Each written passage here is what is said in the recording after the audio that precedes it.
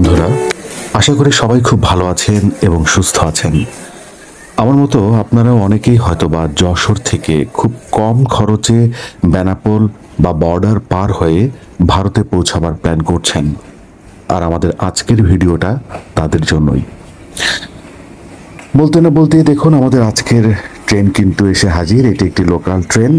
ট্রেনটির নাম বেতনা এক্সপ্রেস। আর এই ট্রেনটিতে চেপেই কিন্তু আমরা আজকে বেনাপোলের উদ্দেশ্যে রওনা করব। ট্রেনটির যে নির্ধারিত সময় সেটা হচ্ছে 7:30। আর এখন ঘড়িতে বাজে সকাল 7:40। চলুন ট্রেনে ওঠা যাক।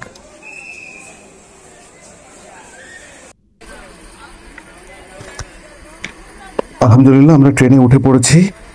আপনাদের বলছিলাম যে এটি একটি লোকাল ট্রেন, নাম যার বেতনা এক্সপ্রেস। ভাড়া মাত্র 20 টাকা এবং এই ট্রেনের কোনো নির্ধারিত সিট নাই, কাজেই যেখানেই সিট পাবেন বসে পড়ুন। এই ট্রেন এবং যাত্রা সম্পর্কিত কিছু বিষয় আপনাদের জানিয়ে রাখতে চাচ্ছি। এই ট্রেনটি খুলনা থেকে ভোর 6টায় ছেড়ে এসে যশোরে 7:30 থেকে 7:40 এর মধ্যে এসে পৌঁছায় এবং ট্রেনটি বেনাপোলে পৌঁছানোর সময় আনুমানিক 8:30 থেকে 8:45। এছাড়াও আপনারা চাইলে সকালবেলায় খুব ভোরে যদি আসতে পারেন, সেক্ষেত্রে বেনাপোল এক্সপ্রেস ট্রেনে চেপে কিন্তু আপনারা বেনাপোলে পৌঁছাতে পারেন।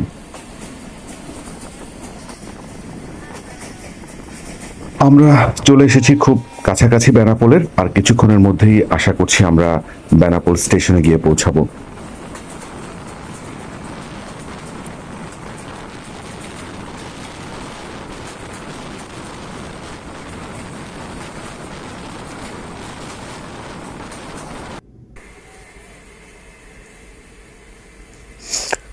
এই দেখুন আমরা চলে এসেছি বেনাপোল স্টেশনে। এখন ঘড়িতে বাজে 8:40।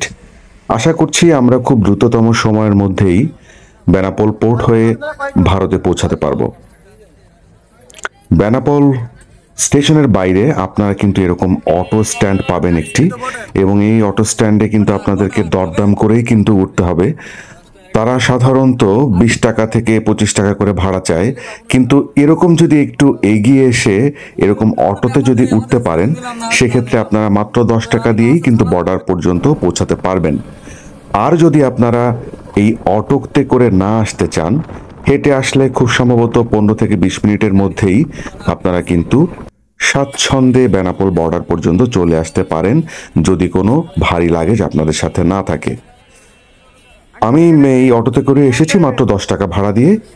এখন আমি এসে পৌঁছেছি বেনাপোল পোর্টের ঠিক গেটের সামনে, অটো স্ট্যান্ড, যেখানে আসলে অটো বা ইজি বাইক থেকে এখানে নামতে হয় এবং সরাসরি সোজা কিন্তু হেঁটে গেলে আপনার সামনে সেই চিরচেনা আমাদের বেনাপোলের কাস্টম ভবন, সেটা কিন্তু আপনাদের চোখে পড়বে এখান থেকে যেটা দৃশ্যমান হচ্ছে।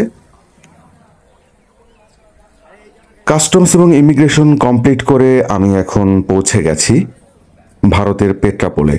এই সামনেই এই জায়গাটা দিয়েই কিন্তু আমি ভারতীয় সাইডের ইমিগ্রেশন কমপ্লিট করে আমি ভারতে এসে পৌঁছেছি। যশোর থেকে মাত্র 20 টাকা ট্রেনে করে জার্নি করে এ পর্যন্ত এসে পৌঁছানো সম্ভব। আর যদি আপনারা অটোতে করে আসেন, অতিরিক্ত 10 টাকা, মাত্র 30 টাকা ভাড়া দিয়ে 30 টাকা খরচ করে খুব স্বাচ্ছন্দ্যে কিন্তু আপনারা ভারতের পেট্রাপোল পর্যন্ত চলে আসতে পারেন। এখান থেকে এটি দেশ ট্রাভেলসের কাউন্টার। ভারতে আসলে সাধারণত অনেক মানুষই এই পেট্রাপোল বর্ডার থেকে কিন্তু তারা টাকাকে রুপি করে ভাঙিয়ে নেন। এই কাউন্টারটা কিন্তু খুব ট্রাস্টেড এবং এখানে রেটও কিন্তু অনেক ভালো পাওয়া যায়। এই মুহূর্তে আমি দাঁড়িয়ে আছি বেনাপোল পেট্রাপোল বর্ডার সংলগ্ন যে দেশ ট্রাভেলসের কাউন্টারটি রয়েছে সেখানে। আপনাদের জ্ঞাতার্থে জানাচ্ছি যে পেট্রাপোল বর্ডার সংলগ্ন এরিয়া থেকে আনন্দনগরী কলকাতার উদ্দেশ্যে যে বাসগুলি ছেড়ে যায় সেগুলো কিন্তু এখান থেকেই ছেড়ে যায়। আর যে বাসগুলো সাধারণত এখান থেকে যায় সেগুলো কিন্তু সবই এসি সার্ভিস, কোনো নন এসি সার্ভিস কিন্তু এখান থেকে প্রোভাইড করা হয় না। ঘড়িতে এখন সময় প্রায় 11টা ছুঁই ছুঁই। আর আমি আমার টিকিটটি সংগ্রহ করে নিয়েছি। এখানে 300 থেকে 350 টাকা বা 400 টাকা করে টিকিটগুলি বিক্রি হয়ে থাকে। আমি দরদাম করে নিয়েছি, আপনারাও দরদাম করে নেবেন, তাহলে ঠকতে হবে না। 300 ভারতীয় রুপির বিনিময়ে আমি যে টিকিট সংগ্রহ করেছি দেশ ট্রাভেলস কাউন্টার সংলগ্ন এখান থেকে। আর আমার টিকিটের মূল্য ছিল 300 রুপি। গন্তব্য একেবারে কলকাতার মার্কুইজ স্ট্রিট পর্যন্ত। অল্প কিছুক্ষণের মধ্যেই আমাদের বাসটি ছেড়ে যাবে। আমাদের কন্ট্রাক্টর সাহেব উনি আমাদেরকে কয়েকজন যাত্রীকে উনি বিভিন্ন বিষয়ে অবগত করছেন বা বিভিন্ন যাত্রীরা কোথায় নামবেন সে সম্পর্কে উনি ইনস্ট্রাকশন দিচ্ছিলেন। ঘড়িতে 11টা বেজে 15 মিনিট। ইতিমধ্যে আমাদের বাসটি ছেড়ে দিয়েছে। দেখছেন আপনারা বেনাপোল পেট্রাপোল বড় সংলগ্ন এরিয়া দিয়ে বনগাঁ হয়ে কলকাতার উদ্দেশ্যে বাসটি রওনা দিয়েছে। আমরা এখন যে রাস্তা ধরে এগোচ্ছি এটি সেই ঐতিহাসিক যশোর রোড। এই রোডটি একেবারে কলকাতা পর্যন্ত গিয়ে পৌঁছেছে। দেখতে পাচ্ছেন বাসটি বেশ ফাঁকা। আসলে এই মুহূর্তে যাত্রী সংখ্যা কম, যার কারণে অল্প যাত্রী নিয়েই আমাদের বাসটি ছেড়ে দিয়েছে।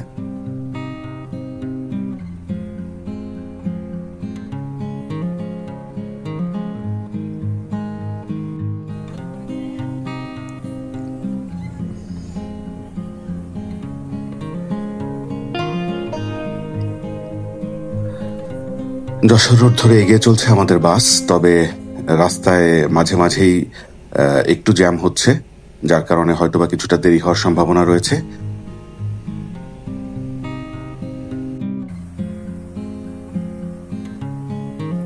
ঘড়িতে এখন প্রায় 1:30টার কাছাকাছি সময়। আমরা এসে পৌঁছেছি ফুড পার্ক রেস্টুরেন্ট, যেটা আসলে হাবড়া পার হয়ে আরো কিছুটা দূর এগিয়ে আসলে এই রেস্টুরেন্টটাতে যাত্রা বিরতি দেওয়া হয়। এখানে বিভিন্ন ধরনের খাবার পাওয়া যায়। দুপুরের লাঞ্চ মেনুতে ভাতের সাথে বিভিন্ন আইটেম থাকে। আমি অবশ্য এখানে নিয়ে নিয়েছি একটি ভেজ থালি। 100 রুপি পড়েছে আমার। খাবারটা বেশ ভালো ছিল, টেস্টি। আমি রেকমেন্ড করব যে আপনারা যাত্রা বিরতিতে এই খাবারটি খেতে পারেন।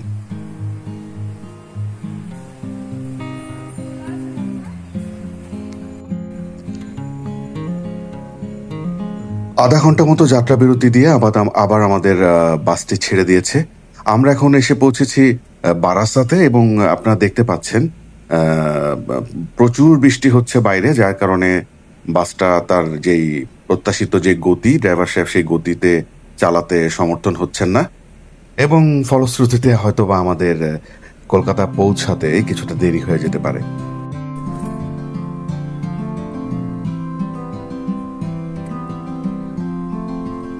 আমরা এখন কলকাতার প্রায় কাছাকাছি এসে পৌঁছেছি। এটি দমদম সংশ্লিষ্ট এলাকা, এয়ারপোর্ট সামনে। দেখা যাক আর কতটুকু সময় লাগে।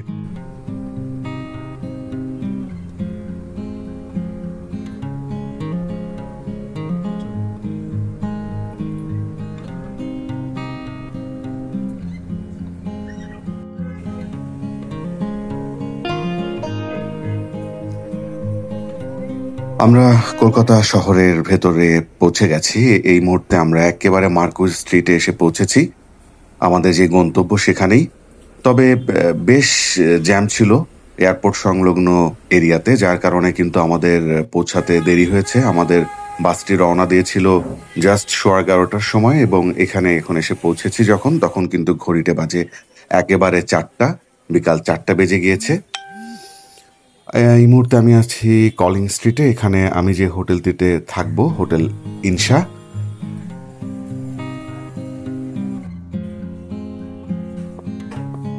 চলুন হোটেলটি আপনাদেরকে দেখাই।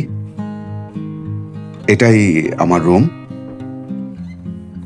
মোটামুটি একজন বা দুজন থাকার জন্য বেশ ভালোই বলবো।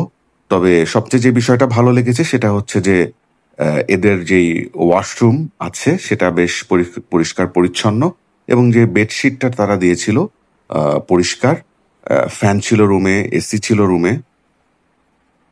আপনারা এখানে আসলে ১২০০ থেকে ১৫০০-র মধ্যে এরকম একটা রুম পেয়ে যাবেন। আর হোটেলের যেই কর্তৃপক্ষ আছেন, ওনারা বেশ কোঅপারেটিভ এবং বিভিন্ন বিষয়ে ওনারা সহযোগিতা করেন। বিশেষ করে কলকাতা থেকে ভারতের বিভিন্ন জায়গাগুলোতে যারা চিকিৎসার জন্য বা অন্যান্য কাজে যারা যান, তাদেরকে কিন্তু ওনারা বিভিন্ন ধরনের সহযোগিতা করে থাকেন। তবে এই রাস্তাটা বা এর আশেপাশে কিন্তু আরো বেশ কয়েকটি এই মানেরই হোটেল রয়েছে, যেগুলোতে বাজেটে বেশ ভালোই থাকার ব্যবস্থা রয়েছে। একটু খুঁজে নিলেই কিন্তু এমন হোটেল আপনারা পেয়ে যাবেন। যারা ভিডিওটি দেখলেন তাদেরকে অসংখ্য ধন্যবাদ। আগামী ভিডিও দেখার আমন্ত্রণ জানিয়ে শেষ করছি। খোদা হাফেজ।